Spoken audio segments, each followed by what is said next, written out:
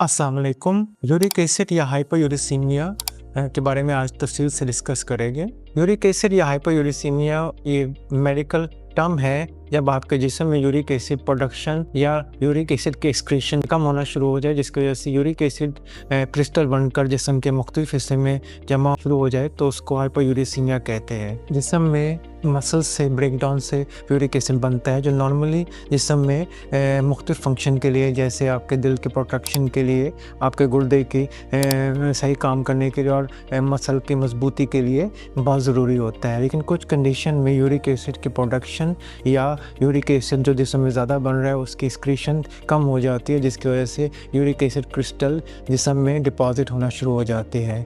Mostly uric acid deposition की वजह से जो मसले पैदा होते हैं वो एंकल में स्वेलिंग या एंकल में पेन, इसके अलावा जोड़ों में दर्द होना, पट्ठों में दर्द होना, ख़ास तौर पर अगर बहुत ज़्यादा यूरिक एसिड हाई होने का मसला चल रहा है तो गुर्दे में स्टोन फॉर्मेशन या यूरिक एसिड स्टोन फॉर्मेशन होना शुरू हो जाती है। यूरिक एसिड ख़ुराक के ज़रिए भी जाती है और जिस्म खुद भी बनाता है। जो हाई इनटेक डाइट है जो यूरिक एसिड के प्रोडक्शन को बहुत ज़्यादा पैदा करती है वो मीट है, इसके अलावा दालें हैं और ग्रीन वेजिटेबल्स। ये जब आप ज़्यादा इस्तेमाल करते हैं तो आपके जिस्म में यूरिक एसिड की प्रोडक्शन और यूरिक एसिड ज़्यादा होना शुरू हो जाते हैं। कुछ कंडीशन होती है जिसमें यूरिक एसिड जिस्म में ज़्यादा होना शुरू होता है जिसके बावजूद कि आप हाई यूरिक एसिड डाइट नहीं ले रहे। जैसे अगर आपके गुर्दे कमज़ोर होना शुरू हो गए हैं, जिसे हम क्रॉनिक किडनी डिजीज़ या किडनी डिजीज़ कहते हैं, या किसी वजह से आपके जिस्म में यूरिक एसिड प्रोडक्शन बहुत ज़्यादा होना शुरू हो जाए।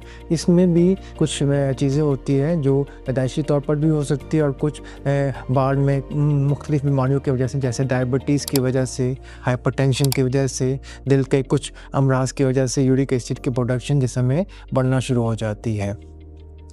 यूरिक एसिड अगर आपके जिस्म में ज़्यादा होना शुरू हो जाए तो वो मुख्तलिफ़ किस्म के मसाइल पैदा कर सकता है। तो यूरिक एसिड अगर आपको है या ज़्यादा हो रहा है तो उसके लिए सबसे इम्पॉर्टेंट चीज़ है कि आप अपने यूरिक एसिड का टेस्ट कराएं। लेकिन ये इम्पॉर्टेंट बात है कि यूरिक एसिड का टेस्ट कभी कभी नॉर्मल या थोड़ा सा अबव नॉर्मल होता है, लेकिन पेशेंट को मुख्तलिफ़ किस्म के सिम्टम्स जैसे बॉडी एक्स, फटीग या जोड़ों में सोजिश होना ज़्यादा शुरू हो जाती है। तो लैब टेस्ट और यूरिक एसिड जो जिस्म में डिपॉजिट है वो एक दूसरे से कभी मैच नहीं करते कभी कभार। तो सिम्टम्स मोस्ट इम्पॉर्टेंट होते हैं यूरिक एसिड अगर आपके जिस्म में डिपॉजिट होना शुरू हो गया है। तो यूरिक एसिड का टेस्ट बहुत ज़रूरी है, मगर कभी कभी टेस्ट नॉर्मल होने के बाद भी या कुछ थोड़ा सा एलिवेट होने के साथ भी आपको बहुत ज़्यादा सिम्टम हो सकते हैं। और कभी कभी कुछ पेशेंट हैं जिनका टेस्ट बहुत ज़्यादा हाई होता है मगर उनको सिम्टम्स नहीं आ रहे होते। तो सिम्टम्स और टेस्ट का रिलेशन को इतना सिग्निफिकेंट नहीं है हाइपरयूरिसीमिया में।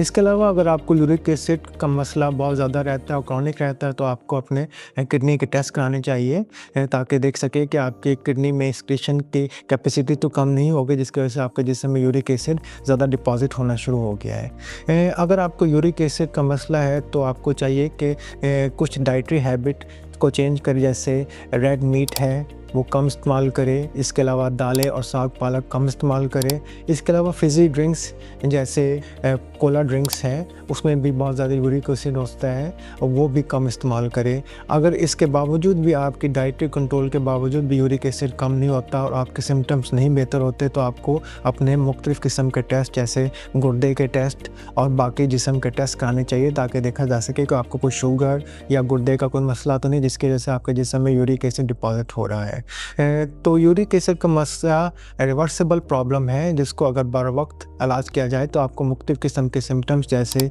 रीनस स्टोन्स, जोड़ों की सोजिश, दिल का मसला या गुर्दे के मसले से बचाया जा सकता है।